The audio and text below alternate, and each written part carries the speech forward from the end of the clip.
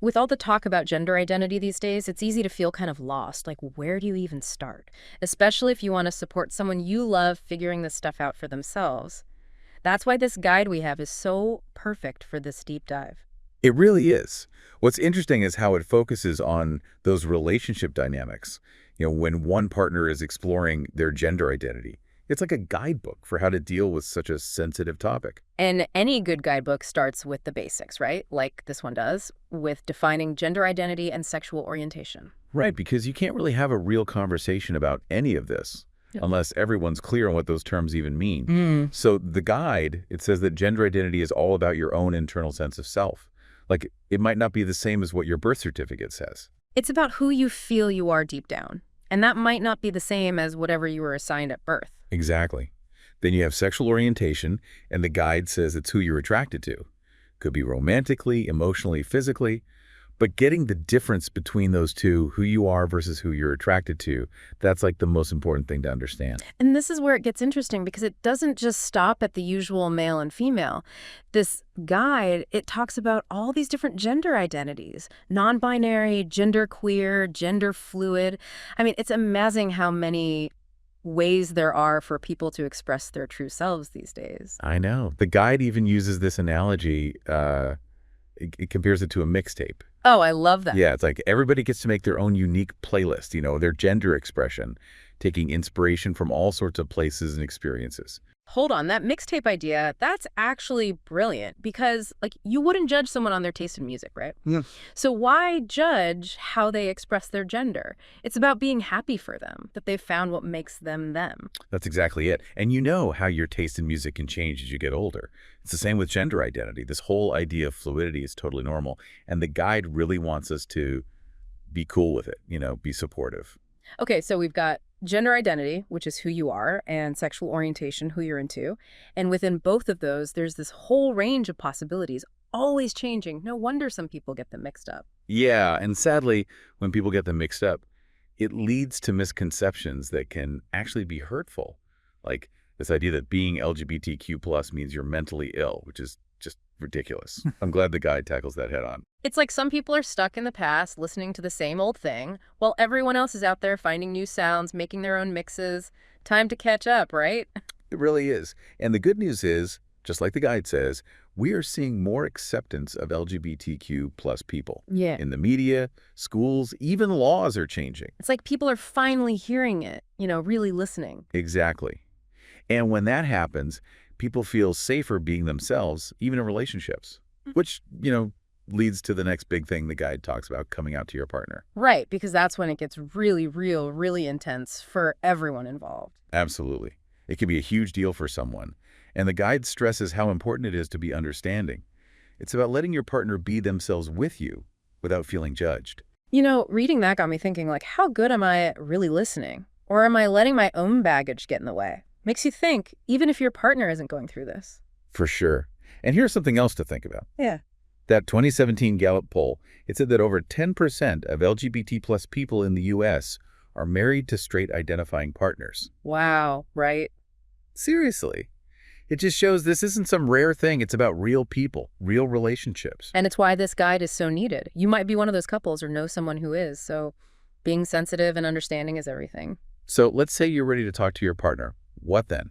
Doesn't the guide give you some tips? It does. 3 main things: open communication, respectful validation, and active education. Sounds good in theory, but what does that actually look like, It's easy to say, be supportive, but how? You're right. It's got to be more than just words. It's about giving you the tools to make it real, to really support your partner. So let's break those 3 things down. First, open communication. That's huge. What are some actual things you can do to have that open back and forth? Well, the guide says to ask questions that let your partner really explain what they need, actually listen without interrupting, and this is key. Don't assume you know what they're going to say. Give them the time and space to share at their own pace. So they feel heard, right, but not pressured to have all the answers, especially if they're still figuring things out. Exactly, and that leads right into the second one, respectful validation. This means you tell your partner that their feelings are real, valid, make sense, no matter what those feelings are. So even if you're freaking out inside, you focus on making sure they feel safe being themselves with you. Right. It's not about you having it all figured out. It's about being there for your partner. Hmm. And sometimes that means taking a minute for yourself first, doing your own research before having those bigger conversations. Like taking a deep breath before jumping in. Right. You got to be ready to listen. Perfect way to put it. Now, this third one is really interesting, active education. Okay, so this is where you're not just listening, but actively going out and trying to learn more to understand your partner better, right? You got it. The guide has some good recommendations.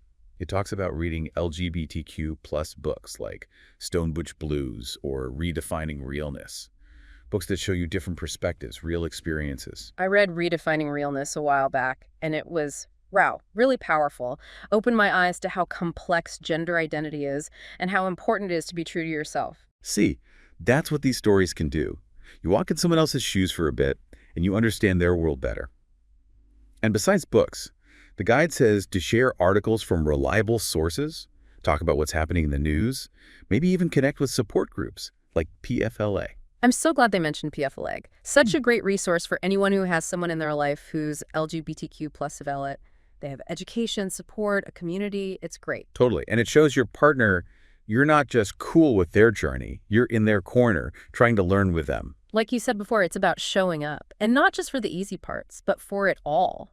And that's where it becomes more than just being there for your partner, you know? It's like you're on this journey of discovery with them. Exactly. It's not just their journey. It's something you're both going through, learning together. Which isn't to say it's always going to be easy. The guide even says there might be some bumps in the road.